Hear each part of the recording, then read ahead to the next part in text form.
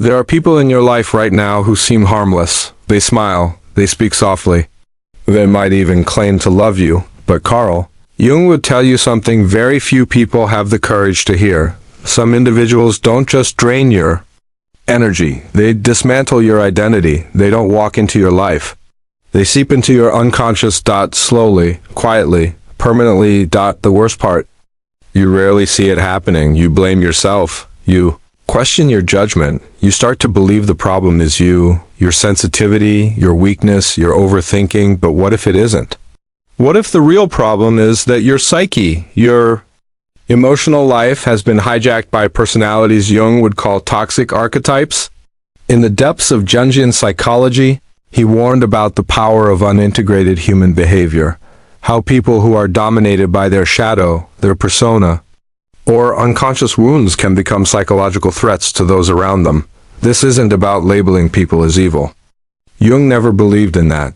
He believed in integration, in facing the parts of ourselves we deny, but he also understood something essential. If you're on the path of growth, of individuation, you must learn to protect your energy from those who unconsciously feed on it. Not everyone is meant to walk beside you. Some were only meant to teach you where the door is and where it must close. In this video, we're diving into 6 toxic personality types Jung would caution you to distance yourself from, not just for your peace of mind, but for the survival of your soul, because when the wrong people get access to your psyche, they don't just waste your time, they fragment yourself. We'll break down the psychological structure of these types, reveal the Jungian concepts behind their behavior, and most importantly, we'll give you the clarity to recognize and release them. So, stay with us, especially if you've ever felt emotionally exhausted after helping someone, confused after a conversation, or trapped in a relationship that chips away at who you are. Let's begin. They don't shout, they don't insult, they simply sit near you and leave you emotionally empty. You may not realize it right away, but after every interaction, you feel tired, foggy, irritable, as if your soul has just run a marathon. This is not coincidence. This is psychic drainage. Carl Jung didn't use the term emotional vampire, but he understood their nature. He spoke often about energetic entanglement, how unconscious. People unconsciously feed on others to feel alive. The emotional vampire is not always malicious. They are often deeply wounded, but unaware of it. They confuse connection with consumption. They are so disconnected from their own inner world that they try to regulate themselves through you. They will call you in crisis over and over again, dump their emotional chaos onto you, and leave before checking how you're doing, expect you to be their therapist, caretaker, cheerleader, and emotional landfill all at once. And because they often appear vulnerable, kind, or even in need, your empathy becomes the hook. You want to help. You want to be the person who understands, but here's the danger.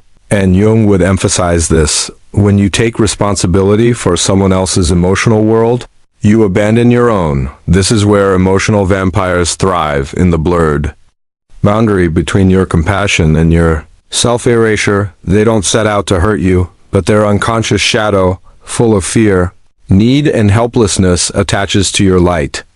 They drain your strength, not because they hate you, but because they don't know how to generate their own. Over time, you start noticing patterns. You feel like you're constantly on call emotionally. You feel guilt when you don't respond. Quickly, you start minimizing your own problems because theirs always seem worse. This is psychic imbalance. And Jung taught that imbalance in relationships leads to neurosis, confusion, exhaustion, anxiety, and even physical symptoms. So how do you protect yourself? You must recognize that your energy is sacred. Jung believed that psychological growth depends on your ability to define what is yours and what is not. Emotional vampires operate in relationships with no boundaries. Your first step is to reestablish them. Say no. End the call. Let the message go unanswered. Watch how fast they guilt you. That's how you know the truth. You were never meant to be anyone's emotional battery. You are meant to be whole, not hollowed out in service of someone else's wound. Empathy without boundaries is self-destruction. And no one, no matter how broken, is worth your breakdown. Jung's advice would be simple. If someone leaves you feeling more drained than empowered, more anxious than centered, more used than seen, walk away. No explanation. No guilt. Just the quiet act of self-protection. Up next, we'll reveal the second toxic type, the manipulative persona wearer. The charmer who hides their deception behind a perfect social mask. They're polished, well-spoken, charming, even successful, but something always feels off. This is the manipulative persona wearer, a person whose entire identity is a mask, carefully crafted to hide their true intentions. Carl Jung coined the term persona to describe the face we wear in public, the social role we play to function in society. It's not inherently bad. Everyone has a persona. It's how we navigate the world, but Jung warned. The persona is a system of behavior designed to make a definite impression upon others, but it is only a mask, behind which the individual hides. Asterisk, the danger comes when the persona becomes the person. The manipulative persona wearer has no real connection to their authentic self. They are all image, all charm, all strategic behavior. They manipulate not with anger, but with appearance. They will tell you exactly what you want to hear, mirror your values, interests, and emotions, not because they share them, but to gain your trust. Use flattery and vulnerability not to connect, but to control. Wear a mask so well that even you begin to question your instincts. These individuals are often extremely attractive to empaths. Why? Because empaths look for emotional honesty, and these people simulate it perfectly, but it's not real. It's a performance, and beneath it lies a deep void, a disconnected psyche. They haven't met their own shadow. They don't want to. So instead, they become whatever you want, as long as it keeps them admired and in control. Jung warned about this persona inflation. He called it spiritual and psychological danger, because when someone loses contact with their true self, they become hollow, and worse, they need others to play along to keep their illusion alive. If you threaten their mask, they will turn cold, passive-aggressive, or even cruel, because your truth threatens their performance. And if you keep exposing it, they will discard you, not because you did something wrong, but because your authenticity made their mask unbearable. So how do you spot them? Look for inconsistencies between their words and actions. Asterisk. Charm that feels too rehearsed, a lack of emotional depth. Beneath the surface, discomfort. With emotional intimacy, unless they control the setting, Jung would advise you to stop romanticizing charm. Instead, look for self-awareness, not polish, but presence. You don't need people who play a role in your life. You need people who have done the inner work to show up as themselves, even when it's uncomfortable, because a mask, no matter how beautiful, will eventually crack. And when it does, the person underneath will either disappear or turn on you. In the next section, we'll meet one of the most psychologically dangerous types, the shadow projector, a person who weaponizes their darkness by dumping it all onto you. They blame you for their anger, for their jealousy, for their failures, for their shame. No matter what happens, somehow you are the problem. This is the shadow projector, someone who refuses to face their inner darkness, so they force you to carry it. Carl Jung famously said, "Everything that irritates us about others can lead us to an understanding of ourselves. But the shadow projector never reaches that level of understanding. They stop at irritation and then throw it at you. In Jungian psychology, the shadow is the part of ourselves we disown, the traits we find unacceptable, ugly, shameful, or painful. Instead of integrating these traits, most people bury them in the unconscious. Asterisk. But the psyche never forgets. What is repressed inside us eventually gets projected onto others. Jung explained it like this. Projection is one of the commonest psychic phenomena. Everything that is unconscious in ourselves we discover in our neighbor. The shadow projector is the walking embodiment of this. They're unaware of their jealousy, so they accuse you of arrogance. They're insecure, so they call you selfish or fake. They have repressed rage, so they paint you as too emotional or too aggressive. Every time you grow, they shrink. Every time you shine, they squint. And instead of doing their own inner work, They dump their shadow onto you like toxic emotional graffiti.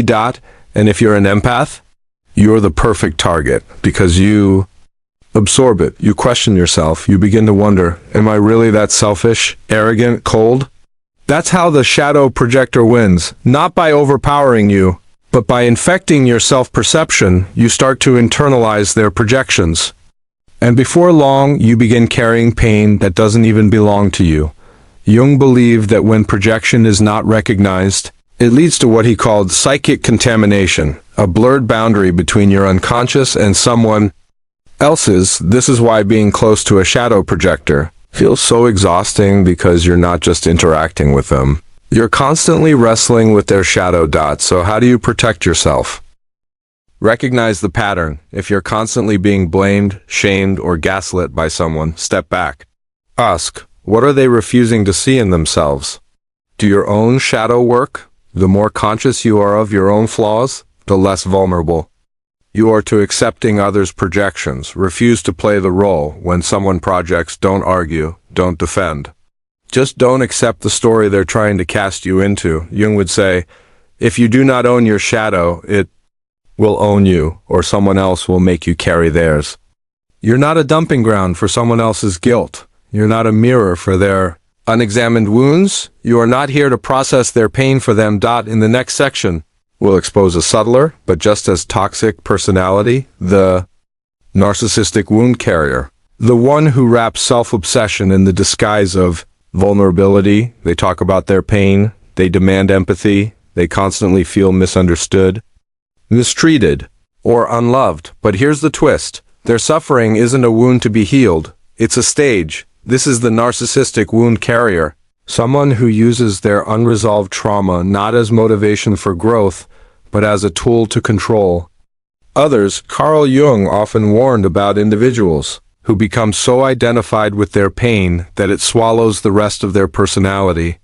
They are not just someone who has suffered, they become the one who suffers, and through this identity, they manipulate others. They will make you feel guilty for setting boundaries, dominate every conversation with their emotional narrative, frame every disagreement as you attacking them, reject responsibility under the guise of being too wounded to cope.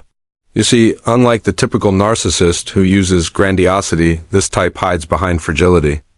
But it's still narcissism, not because they think they're great, but because they are obsessed with themselves. Their story, their feelings, their wounds, their unmet needs, everything revolves around them, even their pain. And if you challenge them, if you question their version of events or ask for space, you become the villain in their story, the one who abandoned them, the one who never understood.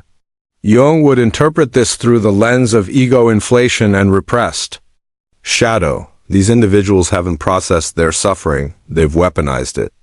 And anyone who gets close becomes entangled in their unresolved past. To the empath, these people feel familiar.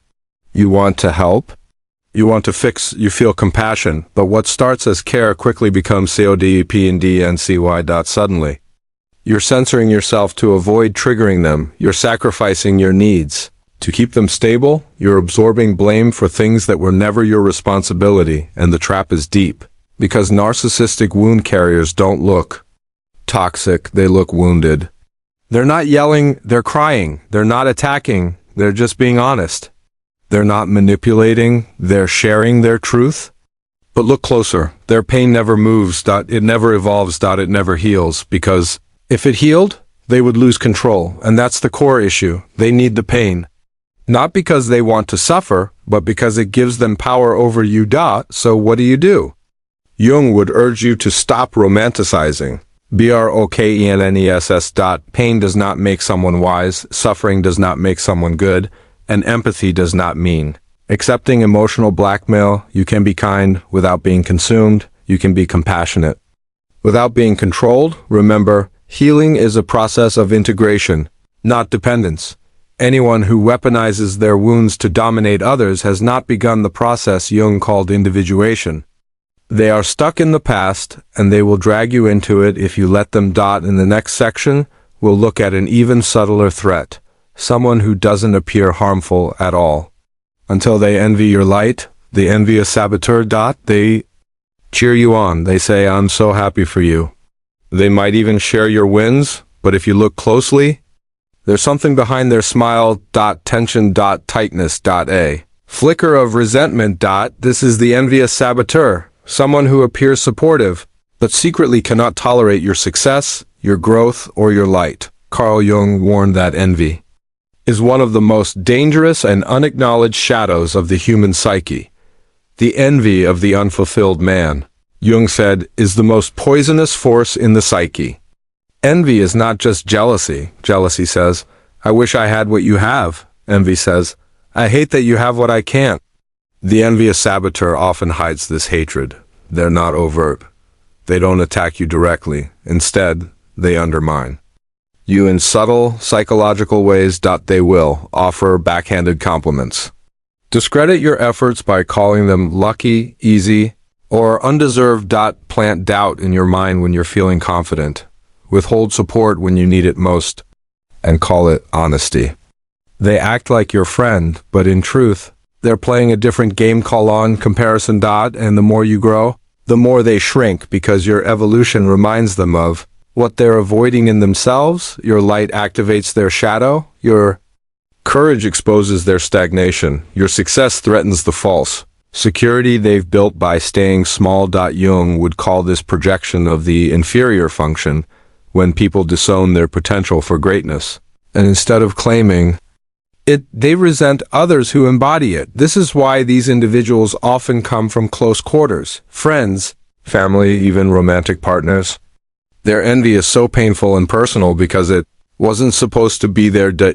You trusted them, you celebrated with them, you wanted them to win too. But the truth is, they don't want you to rise unless they rise faster. So how do you spot them? Look for people who diminish your dreams in the name of being realistic, people who get distant when you're thriving and only close when you're struggling, people who compete when they should collaborate, people who gossip about others' success because it's only a matter of time before they do the same. Jung believed that envy, when left unexamined, becomes spiritually corrosive. It breaks down relationships. It poisons self-esteem. It creates psychic war zones where growth cannot survive. The antidote?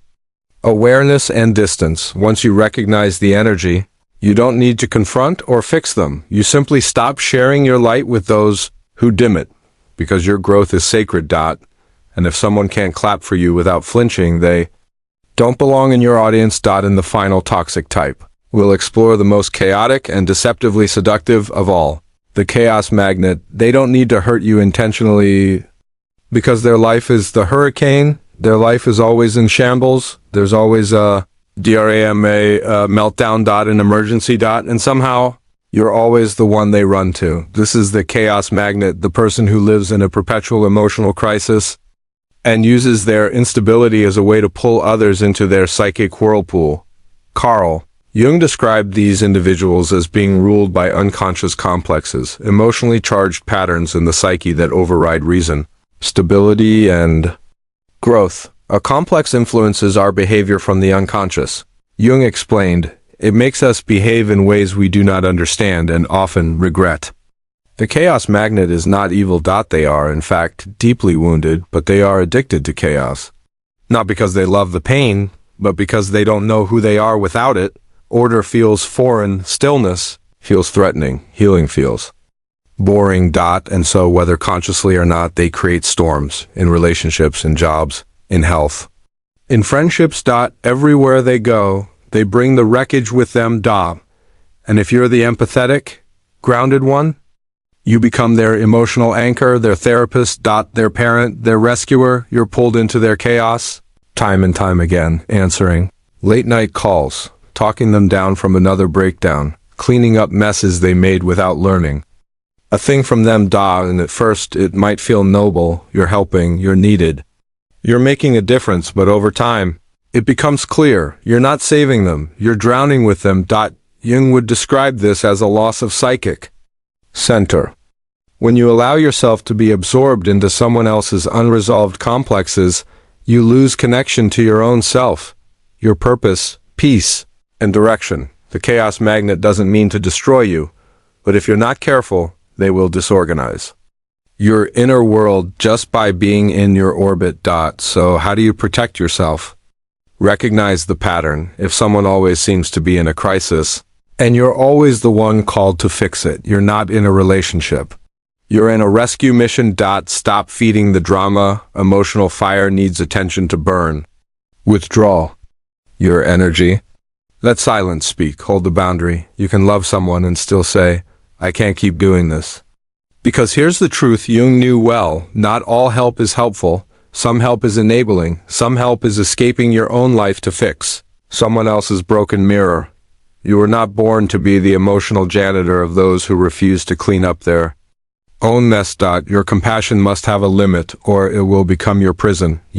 Then now seen them. 6 toxic personalities. Each with their own tactics, each wearing a different face, but sharing the same danger. They don't just drain your time. They distort your mind, because in the realm of psychology, energy is everything. The people you allow into your space, into your emotions, into your story, they do more than influence your mood. They shape your identity. Carl Jung understood this better than anyone. He knew that we are not isolated beings. We are permeable. We absorb energy. We echo emotions. We mirror the unconscious patterns of those around us, especially when we're unaware of our own. That's why he spoke so often about the need for individuation. The lifelong process of becoming your true self, free from masks, projections, trauma, and dependence. But here's the secret Jung didn't often spell out explicitly, one that becomes clear the deeper you go into his work. You cannot individuate. If your life is surrounded by unhealed, unaware, and emotionally parasitic people, let's be clear, everyone has flaws. Everyone carries wounds. This isn't about judging people for being human. It's about recognizing the difference between someone who's struggling and growing and someone who's struggling and dragging you down with them. If you're constantly in emotional defense mode, if your energy feels hijacked after every interaction, if your truth feels muted to protect someone else's ego, then you're not in a relationship. You're in a psychological prison. Jung would ask you, what parts of your soul have you handed over in order to be accepted, needed, or loved? And then he would tell you, take them back, because here's the truth no empath wants to face but must. You cannot save someone who is committed to chaos. You cannot heal someone who refuses to look at their wounds, and you cannot keep sacrificing yourself for people who aren't even aware of theirs. This is the work Jung called shadow integration. Not just looking within, but also becoming conscious of how other people's shadows hijack your reality. To become whole, you must choose what and who you allow into your psyche, not from fear, not from hate. But from clarity. So here's your invitation. Step back from the emotional vampires who feed on your empathy. Walk away from the persona wearers who sell you illusions. Release the shadow projectors who make you feel like the villain in their chaos. Cut cords with the wounded narcissists who weaponize their pain. Protect your light from the envious saboteurs who smile through clenched teeth and stand firm against the chaos magnets who drown you in crises they refuse to escape. Because your time is sacred. Your energy is not a donation, and your growth is not negotiable. Jung believed that becoming yourself, truly yourself, was the greatest act of rebellion in a world addicted to illusions. But to do that, you must leave behind the people who benefit from your confusion. You are not here to be consumed. You are here to become. So ask yourself, who around you is helping you grow? And who is keeping you small so they don't have to change? The answer to that question could be the key to your freedom.